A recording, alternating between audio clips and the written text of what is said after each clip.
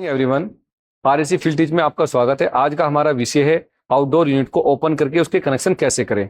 चलिए हम आपको दिखाते हैं कैसे हम उसको ओपन करते हैं। तो सबसे पहले आपको स्क्रू ड्राइवर लेना है और आपके ऊपर जो कैबिनेट है, कैबिनेट के जो स्क्रू है वो आपको ओपन करने हैं।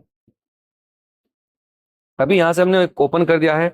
एक स्क्रू यहाँ पे होता है, ठीक है। अभी हमने इसको निकाल दिया है।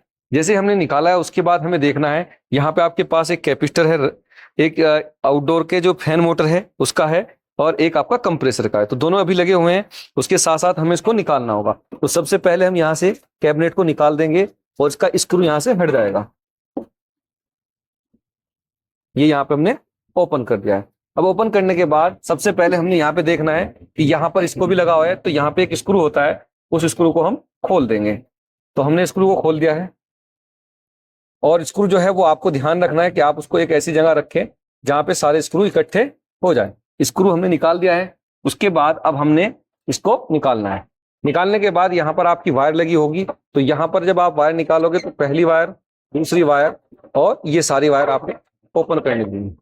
आपको इतनी प्रैक्टिस होनी चाहिए कि आप कनेक्शन उसके आसानी से समझ पाए। ये आपका कैपेसिटर अलग हो गया है और उसके बाद आपके पास ये कनेक्शन है, इनको भी आपने निकाल दिया है। ऐसे करके पूरा आपका ये ओपन हो जाता है। अब आपको यहाँ पे देख पाएंगे, यहाँ पे हमारे पास एक कंप्रेसर है, ठीक है, जिसके 3 टर्मिनल है। दूसरा हम आपको यहाँ पे दिखाते हैं, एक हमारे पास आउटडोर फैन है। जो आउटडोर फैन जो मोटर है ये नॉन स्पीड है और ये भी नॉन स्पीड है, यानी कॉन्स्टेंट स्पीड रहती है। आपको एक चीज और मैं बता दूं कि हमारे पास इंडोर की जो मोटर होती है उसकी स्पीड होती है, जबकि हमारे पास एक कंप्रेसर और एक जो फैन होता है वो नॉन स्पीड यानी कॉन्स्टेंट स्पीड होगी। उसकी स्पीड को हम घटा और बढ़ा नहीं सकते। तो चलिए हम देखते हैं आगे। अभी आपको कनेक्शन करने हैं, तो सबसे पहले कनेक्शन करने का वही एक तरीका है कि हमारे पास 3 टर्मिनल है कंप्रेसर के और 3 टर्मिनल हमारे पास फैन के हैं। तो हमने सबसे पहले क्या रखना है, कैपेसिटर ले लेना है। तो चलिए पहले हम फैन के कर लेते हैं। तो हमें यहाँ पे देखना होगा एस, आर और सी, यानी कि हमारे पास एक कंडीशन यहाँ पे भी है। ये अगर डायग्राम देख के आप समझ सकते तो बेहतर है, नहीं तो यहाँ पे लिखा होता है, देखिए, ब्लैक और आपका ऑरेंज।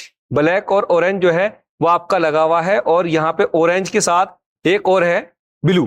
तो ऑरेंज और ब्लू क्या करना पड़ेगा, एक अलग से वायर लेनी पड़ेगी, क्योंकि कनेक्शन ज्यादा होने की वजह से हमें यहाँ पे इसको फेज देना है। तो अगर हम यहाँ से फेज देंगे, हमने यहाँ वायर कनेक्ट कर दी और ये जो वायर है आपकी, ये वायर आपको कैपेसिटर पे लगानी पड़ेगी, क्योंकि यहां से हमें फेस यहां से मिलने वाला है।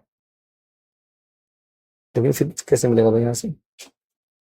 तो हमने सबसे पहले कैपेसिटर का स्टार्टिंग टर्मिनल लगा दिया है। अब हमें रनिंग टर्मिनल लगाना है। तो रनिंग टर्मिनल लगाने के लिए हमें सबसे पहले एक लीड लेनी पड़ेगी जिसमें 2 थिम्बल हैं, उसे हमने यहाँ पे लगा दिया है। अब जब यहाँ पे लगा दिया तो यहाँ पे हमारी एक वायर है, इस वायर को हम यहाँ पे कनेक्ट कर देंगे, यानी कि यहाँ से हमारा जो रनिंग टर्मिनल है वो यहाँ पे कनेक्ट हो जाएगा। अब जैसे हमने इसको कनेक्ट करा तो एक रनिंग जब इसके लिए वो यहाँ पे कनेक्ट हो गई है हमारी, और दूसरी जो है वो हमारे ब्लू टर्मिनल जो है, जो हमारा रनिंग का है, वो वहां पे कनेक्ट हो जाएगा। अब जैसे ये यहाँ पे कनेक्ट होता है फिर हम इसको निकाल लेंगे और यहाँ से निकालने के बाद एक बार फिर स्टडी करेंगे दोबारा से। चलिए मैं थोड़ा सा दोबारा आपको बता देता हूँ। हमारे पास एक कंप्रेसर है, एक फैन मोटर है और दोनों की स्पीड कांस्टेंट है। इसके साथ साथ हमें क्या करना है, 3 टर्मिनल दिए गए हैं, 3 आपके पास रनिंग स्टार्टिंग कॉमन और 3 ही आपके जो कंप्रेसर है रनिंग स्टार्टिंग और कॉमन। तो सबसे पहले हमने उसका भी ब्लैक वायर लिया और इसका भी ब्लैक वायर लिया, दोनों को एक साथ लगा के यहाँ से हमने न्यूट्रल दे दिया है। उसके बाद हमारे पास बचता है एक रनिंग और एक स्टार्टिंग। तो पहले हम अगर बात करें मोटर की, तो इसका एक वायर यहाँ पे स्टार्टिंग और एक रनिंग। जब भी हम स्टार्टिंग को फिक्स टर्मिनल मानते हैं और रनिंग को हमेशा फेज देते हैं, तो यहां से हमने इस वायर को यहां ले जाने के बाद यहां से हमने इसको फेज दे दिया। इस प्रकार से हमारी मोटर के पास न्यूट्रल और फेज चला गया है। उसके बाद हम कंप्रेसर को देखते हैं। तो कंप्रेसर में हमारा कॉमन पहले से कनेक्ट हो गया था। हमारे पास एक कैपेसिटर है जो विदाउट कंबाइंड है, 2 टर्मिनल है। तो एक तरफ हमने उस पर आपका रनिंग और एक तरफ स्टार्टिंग, तो स्टार्टिंग जो है वो हमने फिक्स कर दिया है, रनिंग में हमने यहाँ पे लगाया और रनिंग को भी क्या चाहिए, फेज। तो इसी वायर के माध्यम से हमने इसको यहाँ पे फेज दे दिया, इस वजह से इसको यहाँ से फेज भी मिल गया है। अब हमारे कनेक्शन पूरे हो चुके हैं। जैसे ही हमारे कनेक्शन पूरे होते हैं तो हम अब इसको क्या करते हैं, फिट करते हैं। जैसे ही हम फिट करेंगे जल्दी से हम इसको यहाँ पे कनेक्ट करेंगे और इस कैबिनेट का एक स्क्रू होगा, उस स्क्रू को यहाँ पे लगा देंगे। जरूरी है क्योंकि समय से आपको स्क्रू लगाना पड़ेगा। तो ये यहाँ पे एक स्क्रू लग जाता है, स्क्रू ड्राइवर की हेल्प से हम इसको यहाँ पे टाइट कर देंगे। तो जल्दी से हमने स्क्रू को लगा दिया है और इस तरह से हमारे कनेक्शन यहाँ पे लग चुके हैं। अब हम इसकी कैबिनेट उठाएंगे, ये हमारी कैबिनेट है जो हमने इसमें पहले से लगाई हुई थी। इस कैबिनेट को यहाँ पे रख देंगे और इसमें एक यहाँ पे देखिएगा लॉक होते हैं, तो लॉक करने के लिए आपको यहाँ पे इसको लगाना पड़ेगा। लॉक लगाने के लिए आपको थोड़ा सा इधर आना पड़ेगा ताकि आसानी से ये लॉक लग जाए। और जब ये लॉक फंसते हैं तो इसे घूम के यहाँ पे रख देंगे आप, और जैसे रहेंगे ये लॉक हो जाएगा। उसके बाद इसका ऊपर का कवर है वो हम यहाँ पे लगा देंगे। जैसे ही हम इसको लगाएंगे यहाँ पे इसको पूरे को आसानी से बंद कर देंगे और बंद करने के बाद यहाँ पे हमारा ये क्लोज हो जाता है। ठीक है, इसके भी स्क्रू लगाएंगे, हमारे पास स्क्रू इसके भी होंगे।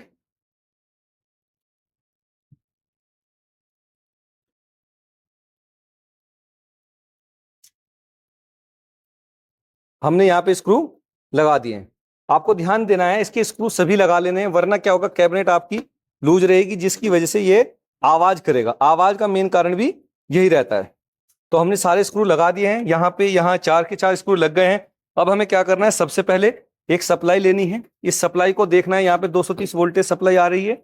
उसके बाद आपने यहाँ पे मेन सप्लाई ले लेनी है और मेन सप्लाई को आपने न्यूट्रल फेस देना है। जब आप यहाँ पे देंगे तो 3 पिन टॉप और यहाँ पे लगा देना है।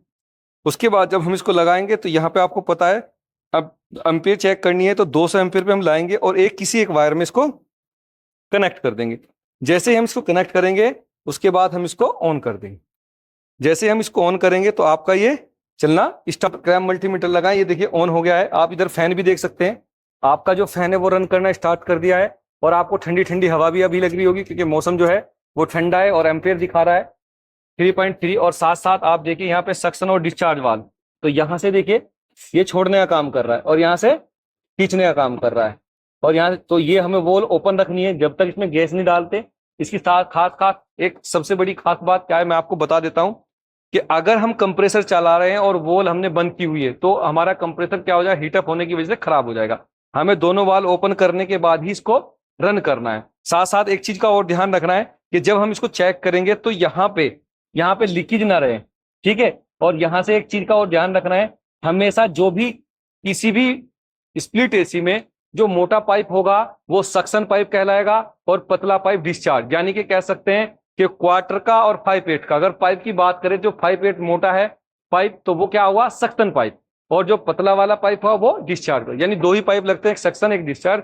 हमेशा जो मोटा पाइप होगा वो सक्शन पाइप होगा, जो पतला पाइप होगा वो डिस्चार्ज। इस तरह से हमारा पूरा ये आउटडोर कंप्लीट हो जाता है।